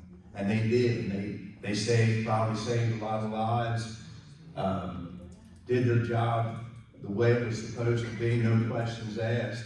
And then to turn around and say, because now we have a vaccination or a vaccine, you either got to take it or we're going to fire you. That didn't seem right to me. I'm fully vaccinated. That was my choice. But I was going to be hard pressed to let somebody go who had served Kent County through all the bad times with no vaccine whatsoever, to turn around later after they invented a vaccine and then say, you either take it or we're going to fire you. I wouldn't do that. Thank you. Thank you for all your thoughtful responses. We do have time for one more audience question, so I'll give you an opportunity if you still have a question that you would like to ask. Yes, please come forward. And we're going to keep it to a question and refrain from dialogue back and forth, so we use our time.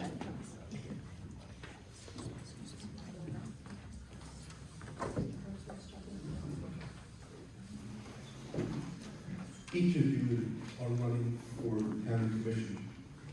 I'm curious to know what decision the existing county commissioners have made over the last 3 years you would have dissented from. That's basically asking how you distinguish yourself from the existing county commissioners. Yeah. All I want is one decision they made where you would have dissented. Thank you. Thank you. And you can stay there. And Mr. Hurst, we'll start with you. Thank you. Good question. I'm not going to answer it the way that you want me to. When I decided to run for town council, I had gone to a meeting with a ton of people. It was about, I think it was immigration. And it turned out that Chestertown really didn't have anything to do with sanctuary cities, I think was the issue. Because we don't have a jail. Sheriff Price has a jail. County has a jail. And we went around and you know, everyone had a perspective on the issue, and they offered that perspective. I was very proud of that in that moment. But you know, there was one council member who sort of moved the thing into, well, we need volunteers for Tea Party, or we need this, we need that. And that's what got me off of my chair, because I felt like at that moment we needed leaders who were stepping up and putting their shoulder into the issues. Now, public service is hard, as I found out. And I try very hard not to say anything bad about our current set of county commissioners, because I agree with them sometimes and I disagree with them sometimes. But what I got tired of hearing, and this is the answer to your question, is that's a tough problem. Boy, that problem's been around for 20 years. That problem, boy, that's gonna be hard to fix. And what I wanna hear is not that it's a hard problem, I know that. What I wanna hear is what we're going to do to solve it. What I wanna know is how we're gonna take a bite of that elephant, how we're gonna leave our commission of chairs a little bit better for the next person that comes along to sit in it. So, I'm sorry that I can't give you that one thing. I could, and I will privately. But that's how I enter public service. The idea that we are all in this together. And my skills lead me here. Your skills may lead you in another direction. But working together, we're going to solve these problems.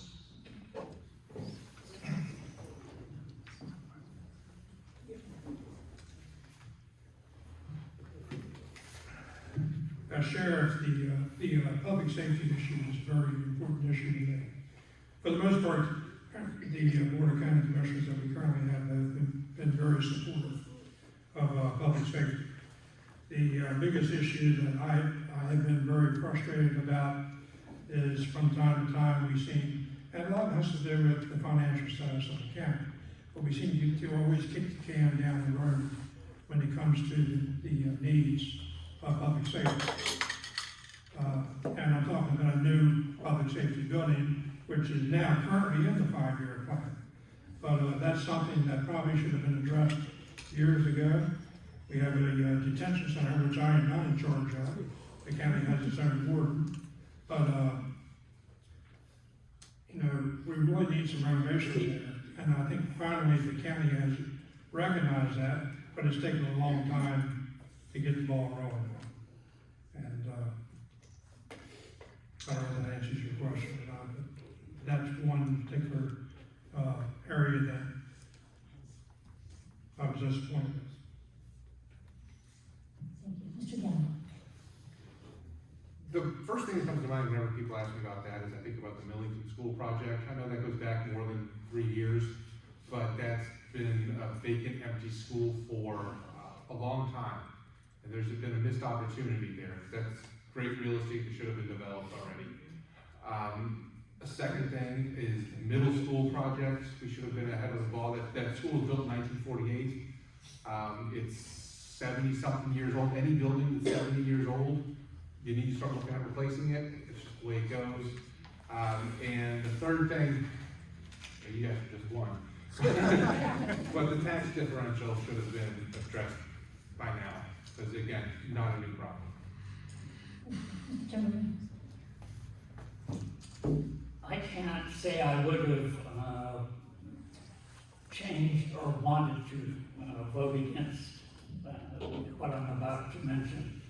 But it's something, a commission decision that was made, I think, in 2002, called the 10% decision. You remember that one? You don't remember that? I think you're talking about a zone, 10% Yes, it's a zone. zone, yes. Well, that just took place in the last year or so.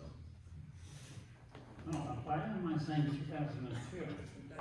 Well, I don't know why. Anyway, as you all probably know, 91% of the county's territory is zoned agricultural.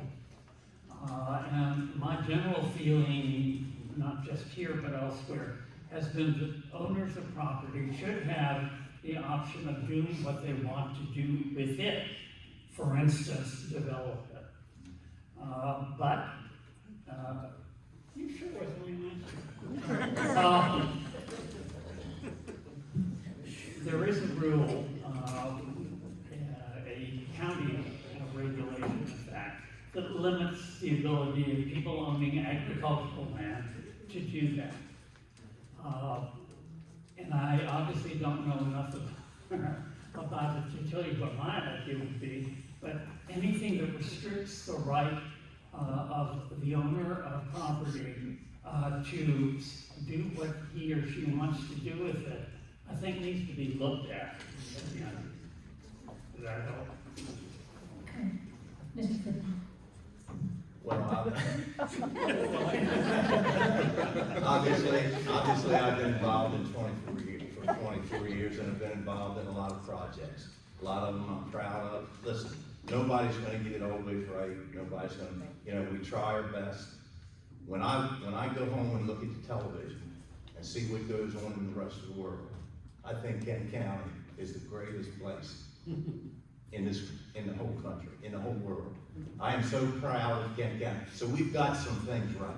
Now that there's going to be individuals come up here and pick things apart. I don't like this, I don't like that.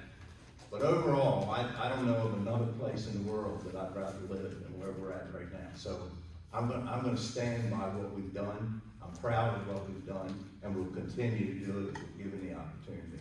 I don't want to change it all at one time. We're growing a little bit at a time. We're trying our best, and I'm sure that the people that want to criticize could do it much better. But they should step up here and try. Thank you. Mr. Nickerson, you have an opportunity to respond. I would agree with Commissioner Fithian on thinking that this is the greatest place in the world to live, and I mean that from the bottom of my heart. That's really, the driving force behind what I'm attempting to do.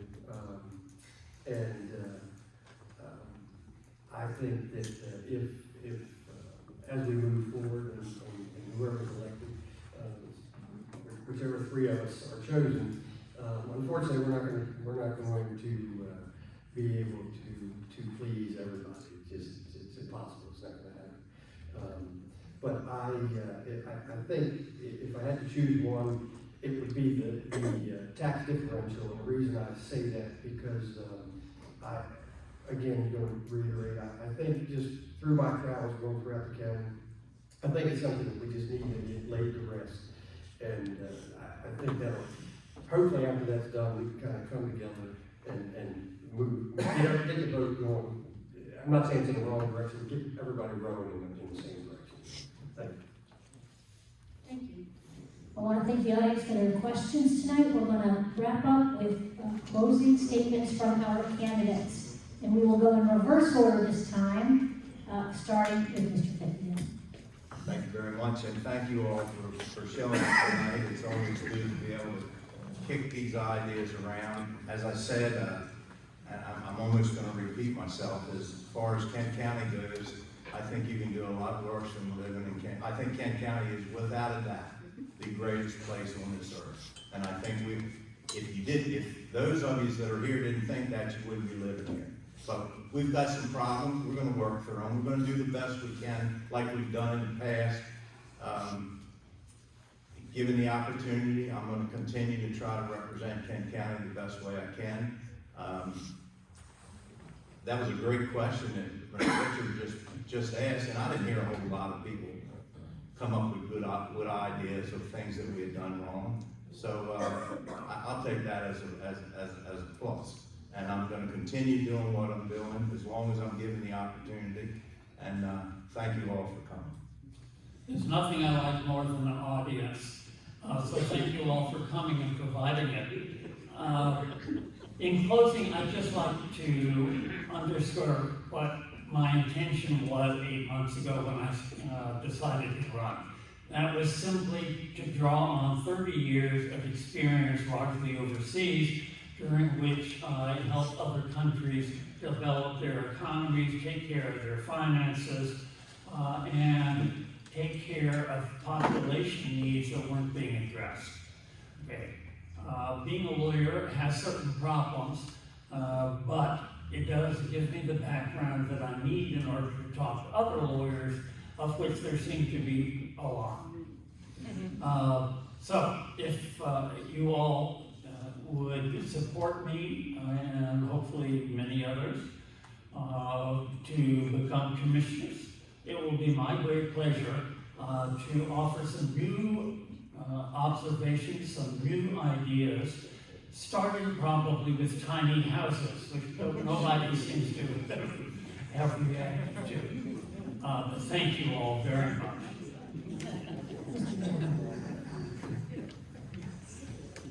I'm running for Kent County Commissioner because I was raised to believe that public service is a noble calling. As a matter of fact, one of my twin boys actually has a locker in this very fire hall. He's in the fire department, he works as a lifeguard. This is a community that I love. This is a community that I want to get back to, and that's what brings me here.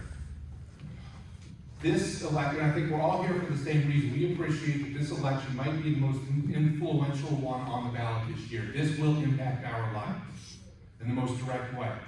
I'm asking for your vote, I'm asking for your support because I understand what we're going through, what makes Kent County a great place and what makes us struggle.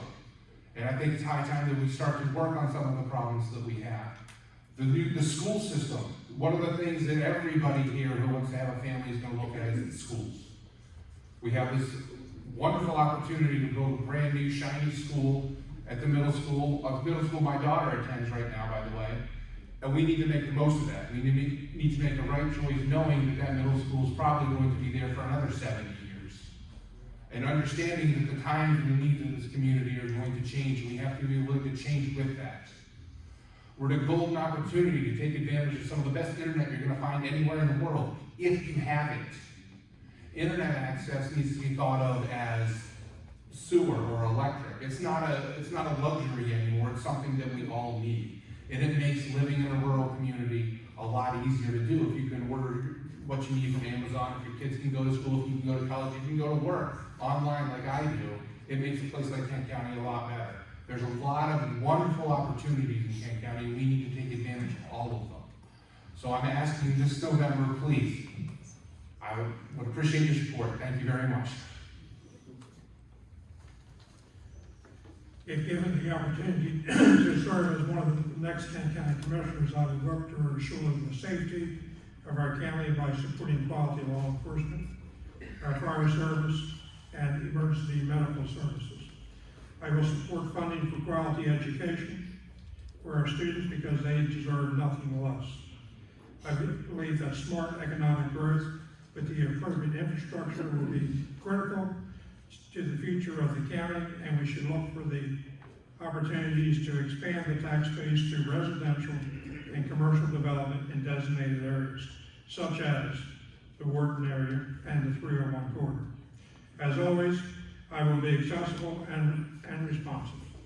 I pledge to be a good listener and use sound judgment in making decisions that are not self-serving, but are in the best interest of all citizens of Kent County. Tonight, I'm asking for your vote for County Commissioner, and I thank all of you for being here and listening to us tonight. Thank you. Thank you for being here.